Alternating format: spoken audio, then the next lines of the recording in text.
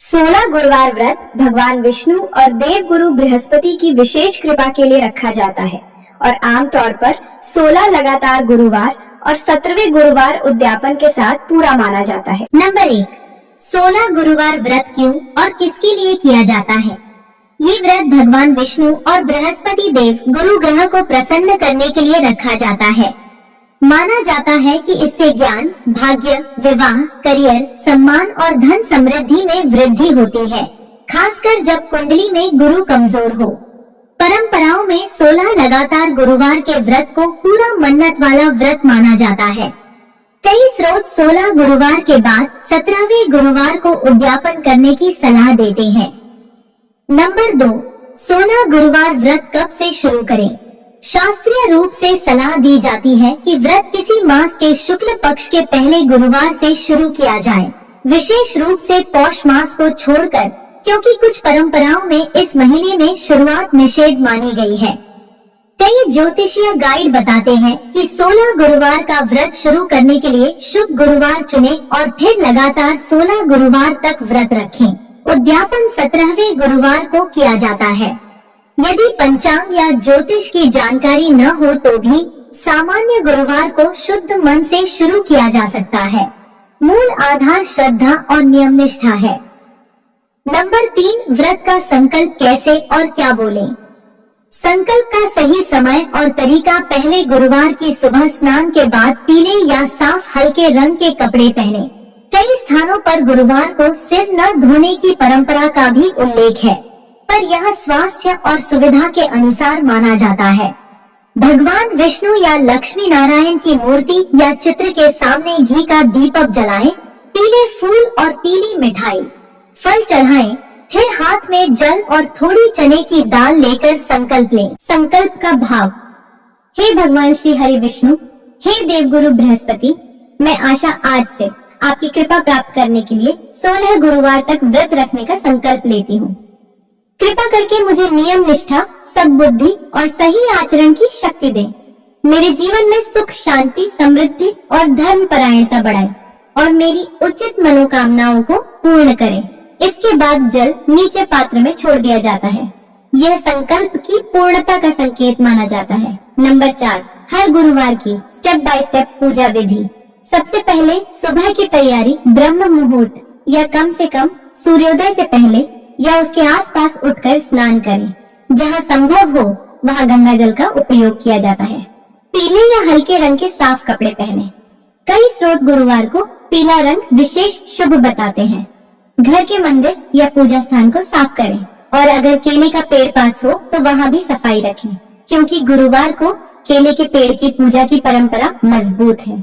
उसके बाद आवश्यक पूजा सामग्री: सामान्य रूप से बताई गई वस्तुएं, विष्णु या लक्ष्मी नारायण की मूर्ति चित्र चौकी के लिए पीला वस्त्र, पीले फूल जैसे गेंदे, तुलसी जहां परंपरा हो, हल्दी, कुमकुम, अक्षत, चावल, चंदन, चने की दाल, गुड़, विशेष रूप से बृहस्पति पूजा में कभी कभी हल्दी की गांठ घी, तेल का दीपक, अगरबत्ती, कपूर, केले के पेड़ के लिए छोटा पीला कपड़ा, जल, हल्दी मिश्रित जल, चने की दाल और गुड़, पीली मिठाई जैसे बेसन लड्डू, केले या अन्य पीले फल, व्रत कथा की पुस्तक। फिर घर में भगवान विष्णु या बृहस्पति की पूजा चौकी पर पीला वस्त्र बिछाकर उस पर भगवान विष्णु की मूर्ति या चित्र स्थापित करें। घी का दीपक, अगरबत्ती जलाएं। भगवान पर हल्का गंगा जल, शुद्ध जल छिड़क कर आचमन करें। हल्दी, अक्षत, कुमकुम, चंदन से तिलक करें। पीले फूल, पीली मिठाई, फल और चने की दाल, गुड़ अर्पित करें।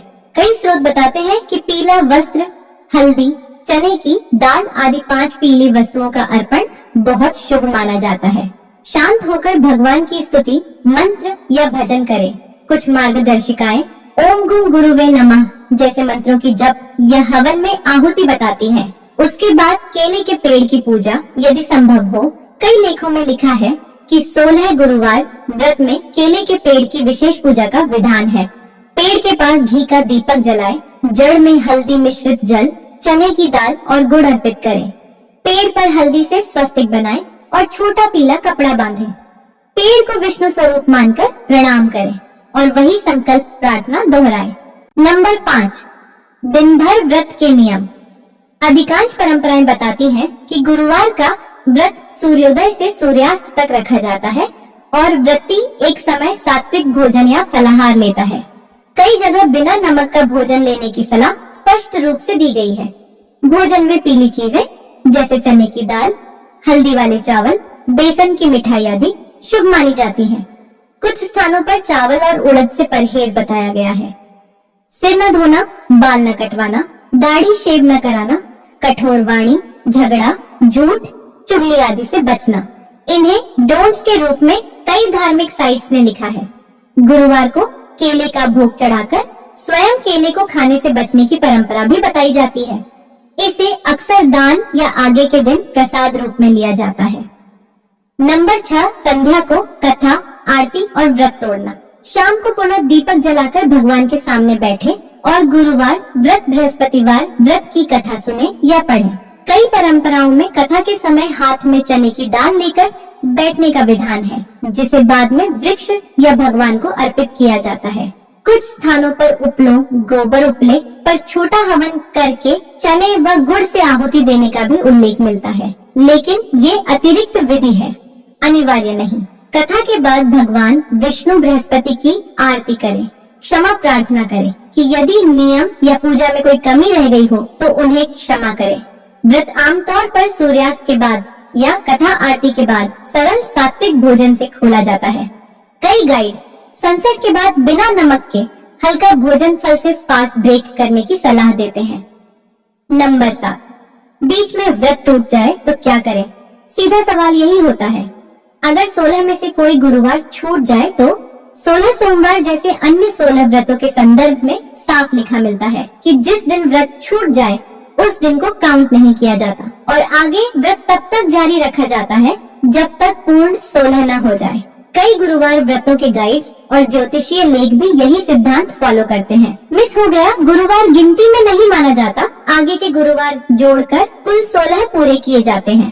प्रैक्टिकली 2 तरीके अपनाए जाते हैं, या तो उस छूटे हुए दिन को छोड़कर आगे गिनती जारी रखें और अंत में एक्स्ट्रा गुरुवार जोड़कर 16 पूरे करें, या फिर यदि किसी के मन में अपराध बोध हो तो भगवान के सामने स्वीकार करके क्षमा मांगे और 16 की गिनती नई से शुरू कर दें।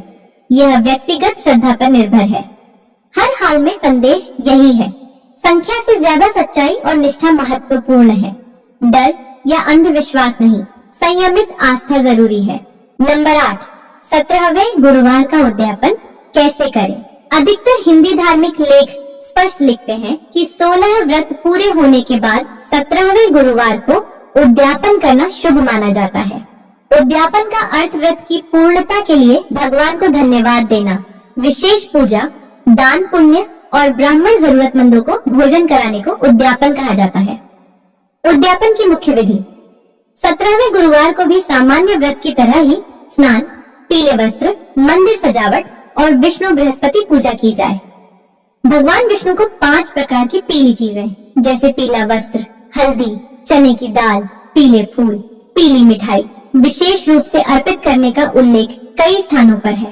केले के पेड़ की पूजा, उसके बाद गरीबों, ब्राह्मणों या जरूरतमंदों को अन्न, वस्त्र, फल, मिठाई और दक्षिणा का दान करने की परंपरा बताई गई है। कुछ गाइड हवन, विशेष मंत्र जप और 16 गुरुवार व्रत कथा का पाठ सुनना भी उद्यापन के दिन करने को कहते हैं। अंत में हाथ में जल लेकर भगवान के सामने बोलकर यह स्वीकार किया जाता है कि मेरे द्वारा 16 गुरुवार व्रत पूर्ण हो गए, कृपया इसे स्वीकार करें और यदि पूजा नियम में कोई कमी रही हो तो क्षमा करें। नंबर 9, लाभ और सीमाएं, संतुलित समझ। आधुनिक लेख और ज्योतिषीय साइट्स बताती हैं कि गुरुवार व्रत से जीवन में सकारात्मक परिवर्तन, मानसिक शांति, रिश्तों में सुधार, करियर में प्रगति और आर्थिक स्थिरता जैसी चीजें अनुभव हुई हैं। इसे गुरु ग्रह को मजबूत करने के लिए भी किया जाता है, पर साथ ही यह स्पष्ट कहना जरूरी है कि व्रत किसी जादुई